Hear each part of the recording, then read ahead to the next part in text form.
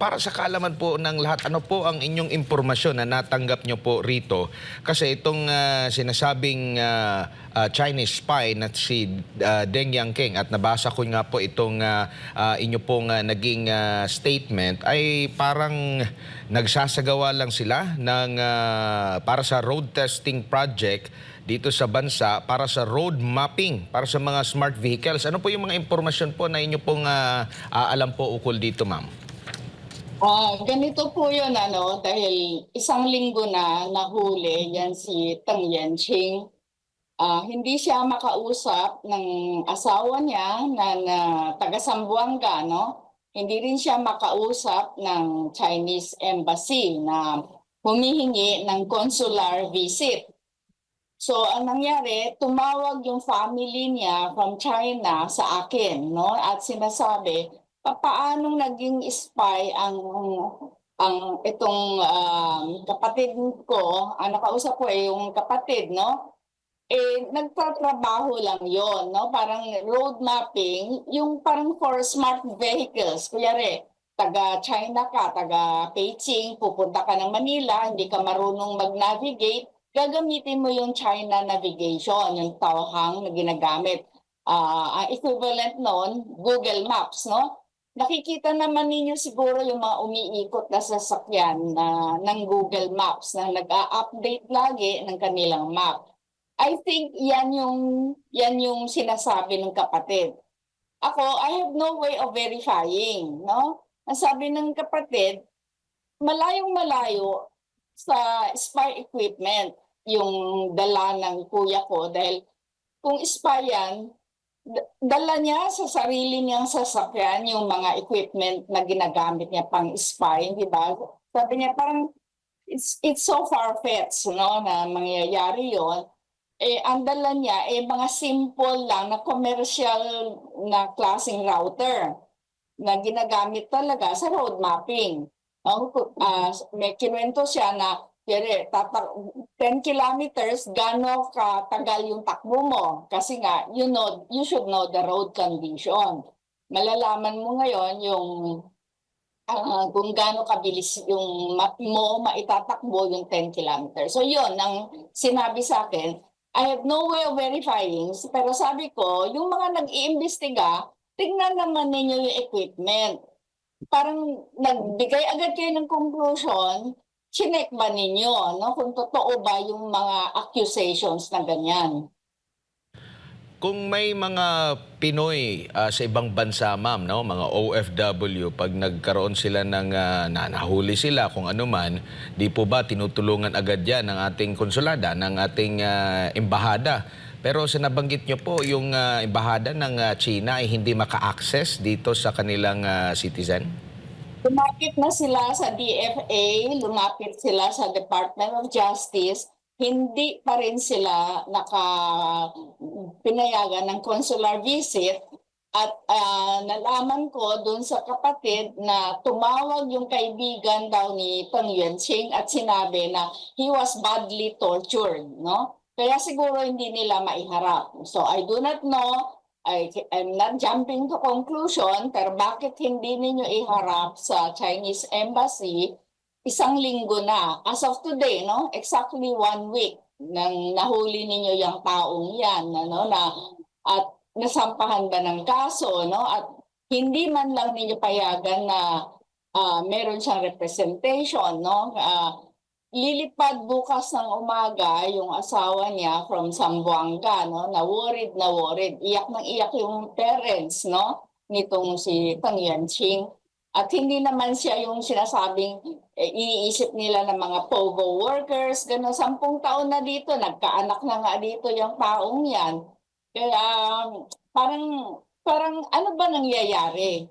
Pinipilit ba ninyo mag-away talaga ang China at Pilipinas at pinipilit ninyo yung ganyang make-believe ng mga spy story? Opo, nabanggit nyo po na 10 taon na dito sa Pilipinas. Saan po sila nakabase dito, ma'am? Kasi nabanggit nyo rin po, taga Mahigit Zamboanga. kinasal yata sila 2014 na, no? So, yung asawa niya nakarating na rin daw sa China, no? Dahil nagkaanak nga sila.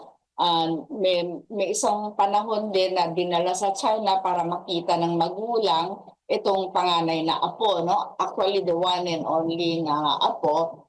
Ang talagang base niya is Zamboanga. Pero pag ganitong may kinokontract siya, kasi contractor lang siya eh. Pag kinokontract siya na magtrabaho, tatanggapin niya. So naa-assign siya sa Manila, sa Luzon, sa Visayas, ganon. Ang tsaka maling-mali, no? May nagsabi na graduate daw siya ng People's Liberation Army na university. Hindi, technical school lang, Zhejiang Technical and Vocational School. Doon siya nagtapos, no? So ang layo-layo na sabihin mo People's Liberation Army na university. So parang nasaan yung intelligence natin kung ganyang information na ang nakukuha ninyo, panay false news. Opo, at itong Chinese ma'am ay ano po yung kanyang profesyon? Sabi niyo nga po, contractor lang siya. And meron po ba siyang kumpanya dito sa bansa po? Yung kumpanya niya, dito wala. No? Dito, ang ano nila, may maliit silang parang tindahan na parang pharmacy and parang may grocery, gano'n. Yung parang small na sari-sari store style, no? Pero ang mainly is yung mga over-the-counter medicine sa Zamboanga. Yun yung ikinabubuhay na asawa niya at anak niya. Tapos siya, yung kinukuha nga no, as parang technician, ganon. Contractual na technician para dito sa mga project na tulad ng ganito, no? So yung dalawang Pilipino na nahuli kasama niya, driver lang, no? Isang driver tsaka yung parang pahinante style na kung bababa siya, kailangan niyang i-check yung road condition, ganon. Tutulungan siya ng dalawang Pilipino na kasama niya. Ang nagdala ng equipment na ano niya, yung company nila, no, yung engineer sa company nila. Mahaba, automotive service, something yung pangalan. Parang ang translate, it sounds like Eco, yung Chinese name ng company. No? Hindi ko lang sure kasi yung translation kasi in Chinese yung pinadala sa akin. Ma'am, good evening. Si MJ po ito. Ma'am, ano po ang komento ng mga mga kakilala natin mga Chinese dito po na nasa Pilipinas regarding po sa issue na to? Chinese community Hindi. po. Sobrang nababahala sila, no?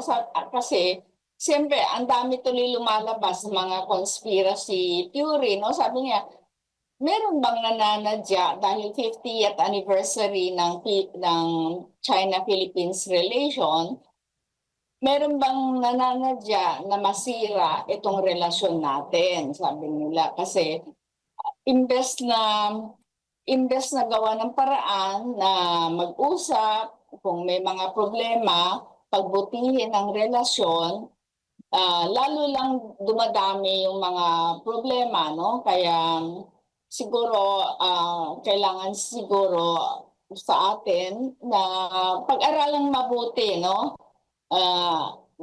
Sobrang tagal ng pagkakaibigan ng China at Pilipinas. Bakit nangyayari ngayon na parang merong nananadya na pagsabungin yata yung dalawa, no? Magsabong tayo.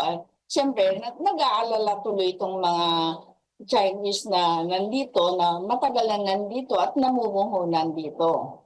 Tsaka ma'am, sabi ng AFP, pag tinignan mo raw yung bigger picture at if you would connect the dots, meron na yung supposed espionage, meron ding recovery na underwater drones na quote-unquote pinagdududahan ni China, tapos yung fake identities of foreign nationals na kadalasan raw ay nababalita ay mga Chinese. So pag kinumbahan mo yung lahat, plus yung supposed espionage, ganun yung naging assessment o naging tingin nila sa insidente, ma'am.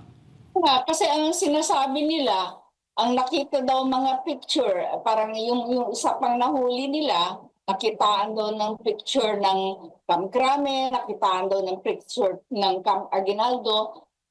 Mga photos na yan are readily available sa internet, no? Kahit saan, nakikita mo yan, nadadaanan mo yan, parang nakakita ka lang ng picture na ganyan, ang conclusion mo agad is espionage, no? Yung drone na sinasabi nila, sabi nila, maglalabas sila ng conclusion. Ano yung naging conclusion? Kasi yung mga ibang eksperto na nakakita, sabi, parang commercial na ano lang, yung parang underwater na ginagamit sa diving. Siyempre, wala akong expertise to verify itong mga information. Even itong equipment na nahuli sa sasakyan ni Teng, wala tayong, sa sarili natin, wala tayong capacity to verify. Pero meron tayong mga intelligence agencies. Dapat, gawin na muna nila homework nila, find out kung totoo bang mga spy equipment yang nahuli ninyo, no? Bago sana mag-conclude. No? Even our media, ganun din, magre-report agad kayo, hindi man lang chinek muna, tama ba yung istorya o may duda, di sana sabihin,